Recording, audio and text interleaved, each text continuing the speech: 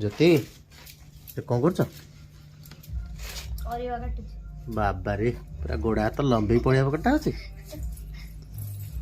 एटा बड़ कोबी कोठा आइल ହବନି ବା। ରାତିରେ ପରଟା ସହିତ କୋବି ଭଜା ଆଉ ତ ସେଥିପାଇଁ ମୁଁ 8ଟା ହେଲାଣି ଟାଇମ୍ ହେଇଗଲାଣି ଆକୁ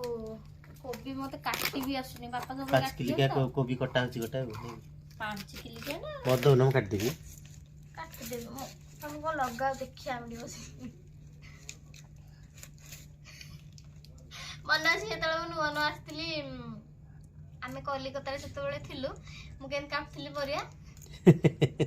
ମତେ କାଟି ବି ଆସୁନଥିଲା ବାପା କହିଲେ एबे भी काटी आसुनी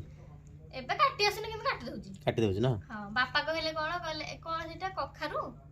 ଏଡ ବଡ ସାଇଜ ର ଗୋଟେ କଖାରୁଟା ମତେ କାଟିବାକୁ ଦେଲେ ମୁଁ ସେ କଖାରୁ ତା ହେଲାନି କାଟି